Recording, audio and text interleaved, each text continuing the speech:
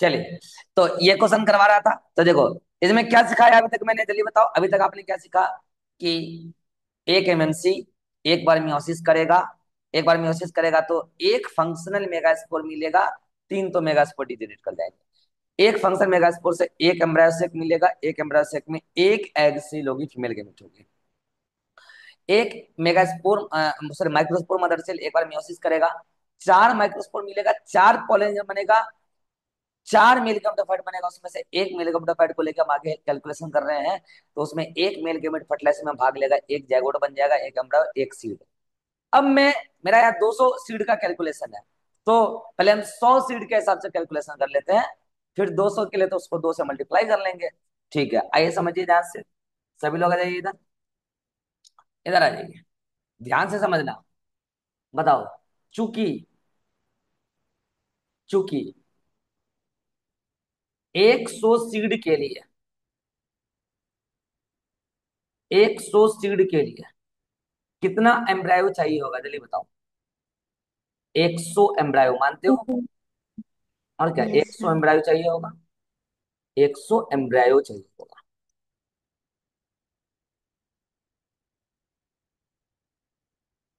100 embryo के लिए zygote कितना चाहिए होगा? 100। 100 जाइगोट एक चाहिए, तो है तो 100 जाइगोट चाहिए होगा। ठीक है, 100 जाइगोट के लिए ईमानदारी से बताओ मेल गेमेट कितना चाहिए होगा? 100 सर 100। एक तो 100 मेल गेमेट चाहिए होगा, 100 मेल गेमेट चाहिए होगा। मेल गेमिट, फीमेल गेमिट कितना चाहिए होगा जल्दी बताओ? वो भी 100 चाहिए होगा यार। एक तो 100 फीमेल गेमिट, 100 फीमेल गेमिट। ईमानदारी से बताना, 100 फीमेल गेमिट के लिए कितना फीमेल गेमेटोफाइट चाहिए होगा? 100, एक मान तो रहे हैं ना? 100 yes. Female gametophyte, female gametophyte, जिसको हम क्या बोलेंगे, एम्ब्रायोसेक, है ना? ठीक है, जल्दी से बताओ, 100 फीमेल गेमेटोफाइट के लिए कितना फंक्शनल मेगास्पोर चाहिए होगा? 100। एक तो 100 फंक्शनल मेगास्पोर, है ना? Functional mega spore. जल्दी बताओ, मेगास्पोर 100 फंक्शन मेगास्पोर बनाने के लिए कितने मेगास्पोर मदरसेल चाहिए होंगे? एक तो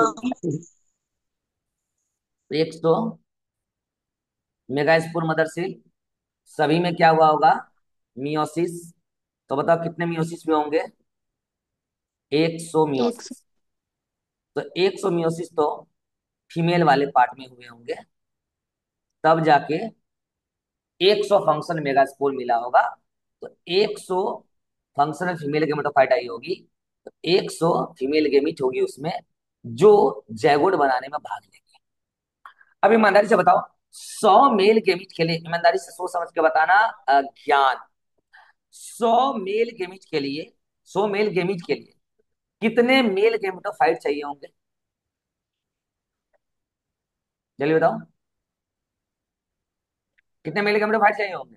यस सर। 100। 100। 100 सर। 100। तो 100 100। गो मेल गेमिट के लिए 100 गो मेल गेमेटोफाइट चाहिए होंगे। भले ही एक मेल गेमेटोफाइट में दो मेल गेमेट होता है, 100 मेल गेमेटोफाइट में 200 मेल गेमेट होगा, लेकिन फर्टिलाइजेशन में तो एक से ही भाग लेगा। ललिता जल्दी से बताओ, 100 मेल गेमेटोफाइट के लिए कितने पॉलन ग्रेन चाहिए होंगे? कितने पॉलन ग्रेन चाहिए होंगे? सर 100। चलो बताओ, 100 पॉलन ग्रेन के लिए, सुमन दत्ता, 100 पॉलन ग्रेन के लिए कितने माइक्रोस्पोर चाहिए होंगे? फिर 100। 100 माइक्रोस्पोर। ललिता आप बताना, 100 माइक्रोस्पोर के लिए ईमानदारी से बताना, कितने माइक्रोस्पोर मदर सेल चाहिए होंगे?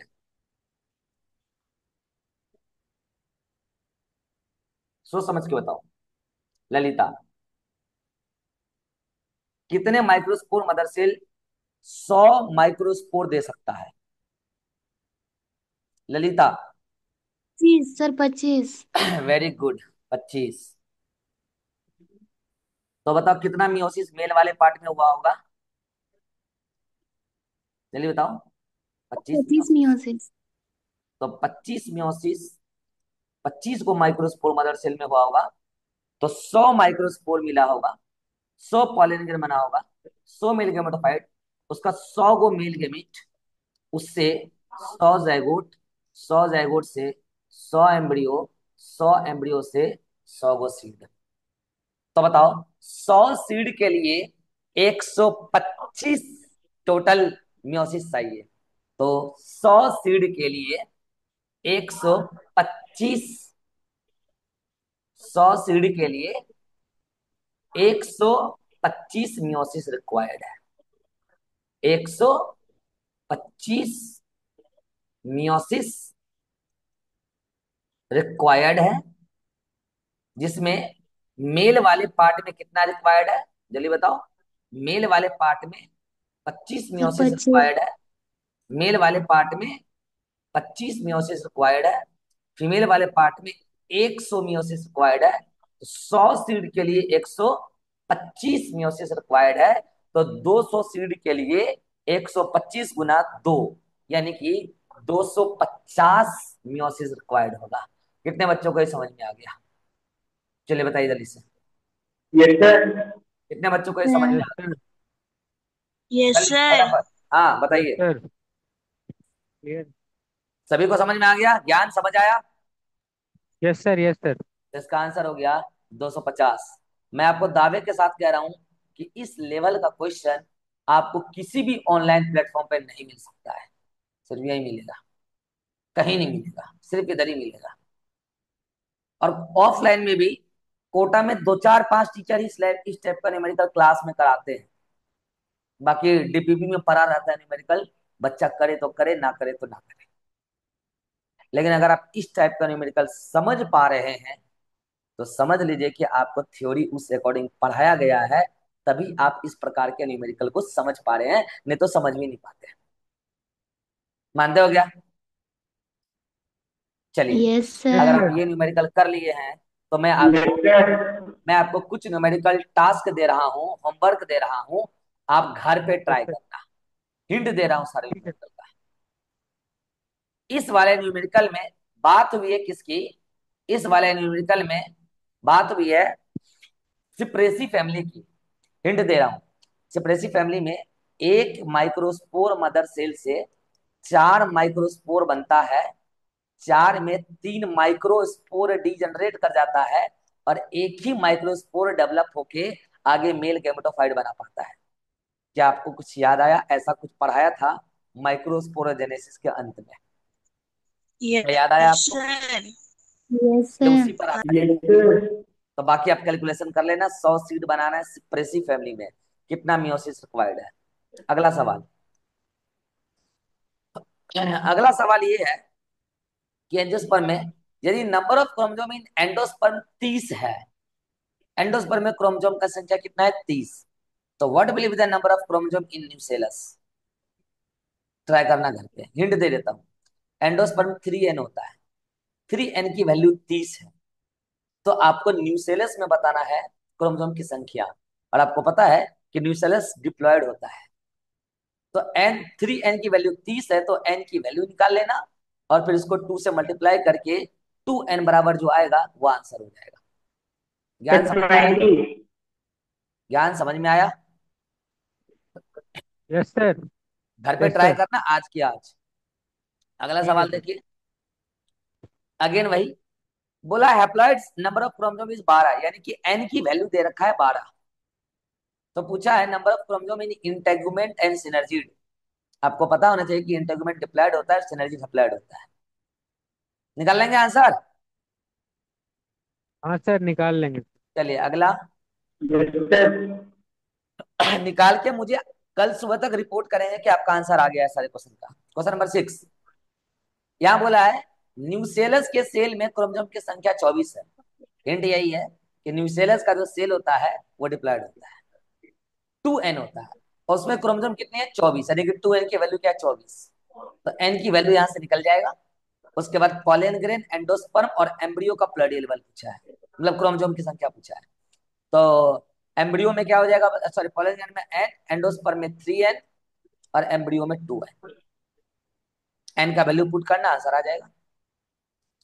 अगला सवाल question number 7, leaf of capsella plant, capsella normal angiosperm plant है, तो बता उसका लीफ का प्लडी लेवल क्या होता है? 2n। उसमें 46 क्रोमोसोम है, 2n की वैल्यू 46 है, n की वैल्यू निकाल लेना। फिर एंडोस्पर्म के अंदर आपसे क्रोमोसोम का संख्या पूछा है, एंडोस्पर्म 3n होता है, तो n का वैल्यू पुट करना, 3n करके आंसर आ जाएगा। हिंट देता जा रहा हूं। 8 नंबर क्वेश्चन में ये थोड़ा दमदार क्वेश्चन है। बोला एक फीमेल प्लांट है जो डिप्लॉयड प्लांट है, फीमेल, और जो मेल प्लांट है वो टेट्राप्लॉयड है, ऐसा है। तो आपको सीड कोट की प्लडी लेवल बतानी है। मैं इस क्वेश्चन को थोड़ा सा मॉडिफाई कर देता हूं। इसमें आपको केवल सीड कोट की प्लडी लेवल नहीं बतानी है, इसमें आपको मैं क्वेश्चन को मॉडिफाई कर देता हूं कि इसमें आपको किसकी किसकी प्लडी लेवल बतानी है। आपके सामने ही थोड़ा मॉडिफाई कर दे रहे हैं। सीड कोड की तो प्लडी लेवल बतानी ही है, इसमें आपको सीड कोड के साथ साथ, सीड कोड के साथ साथ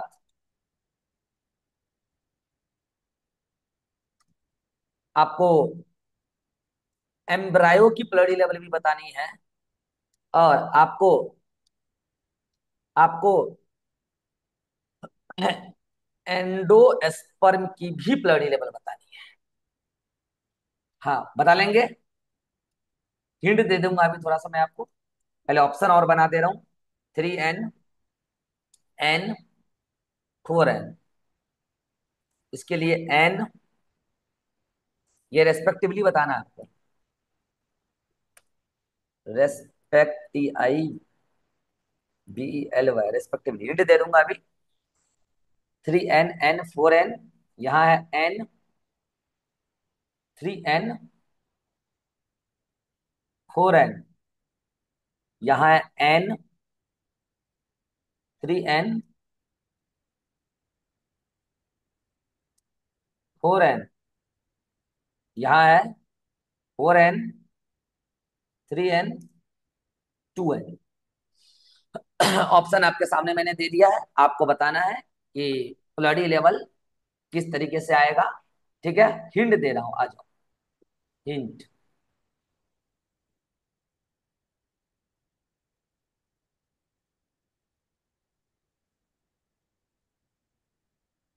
चलिए आइए हिंट दे रहे हैं आपको यहाँ पर। हिंट क्या होगा? हिंट ये होगा कि फीमेल प्लांट डिप्लॉयड है, फीमेल प्लांट अगर डिप्लॉयड है सीधा एग सेल पे पहुंचो, एग सेल हैप्लॉयड होगी। मेल प्लांट 4n वाला है, तो इसका पॉलिन ग्रेन जो होगा, मेल गेमेट जो होगा वो 2n होगा। बाकी आप इस दोनों को फ्यूज कराओगे तो एम्ब्रायो का प्लडी लेवल आ जाएगा। रही बात एंडोस्पर्म की, तो अगर फीमेल प्लांट 2n है तो जो पोलर न्यूक्लियाई होंगे वो n वाले पोलर न्यूक्लियाई होंगे, और इसके साथ एक मेल गेमेट आके फ्यूज करेगा। मेल गेमेट जो होगा वो डिप्लॉयड होगा, क्योंकि प्लांट 4n वाला है, तो उसका आधा हैप्लॉयड होता है 2n, 4n का आधा हैप्लॉयड, वो होगा पॉलन ग्रेन। तो ये सब फ्यूज करेंगे तो एंडोस्पर्म का प्लडी लेवल आ जाएगा। रहा बात सीड कोट का, तो याद करो फीमेल प्लांट के अंदर जो सीड कोट है वो किससे बनती है? इंटेगुमेंट से, और जो इंटेगुमेंट है वो एपिडर्मल सेल से बनती है ओव्यूल में। याद करो शुरू में बस बाहर की एक लेयर थी जिसका नाम था एपिडर्मिस, अंदर में था पेरेन्काइमा। पेरेन्काइमा से बाकी स्ट्रक्चर बना था, और एपिडर्मिस आगे चल के बन गया था इंटेगुमेंट। और एपिडर्मल सेल अगर 2n है तो इंटेगुमेंट भी 2n होगा। तो सीड कोड भी क्या होगा? आपको हिंट भी मिल चुका होगा, यहाँ तक कि आपको आंसर भी मिल चुका होगा। ट्राई करना घर पे। अगला सवाल, ये आखिरी सवाल है कि यदि नंबर ऑफ क्रोमोसोम एलुरोन सेल में 42 है, आज ही बताया हूं भुट्टा में मिलता है एलुरोन लेयर, और ये एलुरोन जो है ये एंडोस्पर्म का आखिरी हिस्सा है। और कुछ नहीं बोला है तो एंडोस्पर्म को आपको क्या मानना है? ट्रिप्लॉइड, 3n होता है, 3n की वैल्यू 42 है। तो आपसे रूट टिप सेल्स की नंबर ऑफ क्रोमोसोम पूछा है। रूट टिप सेल्स डिप्लॉयड होगा, यहां से एन की वैल्यू आ जाएगी और ये एन की वैल्यू यहाँ पुट करके आंसर आ जाएगा। क्या आप सभी बच्चे इस क्वेश्चन का हिंट समझ चुके हैं? जल्दी बताइए। Yes Yes, yes sir. sir, अगर हिंट समझ चुके हैं तो ये सभी क्वेश्चन आप घर पे ट्राई करेंगे। इसके आगे हम अगले एपिसोड में चर्चा करेंगे आपसे ए सेक्सुअल रिप्रोडक्शन। एक लेक्चर का ये पूरा रह गया है जो हम अगले लेक्चर में डिस्कस करेंगे और ये न्यूमेरिकल को भी डिस्कस करेंगे। सर नेक्स्ट सर पीडीएफ भेज दीजिएगा।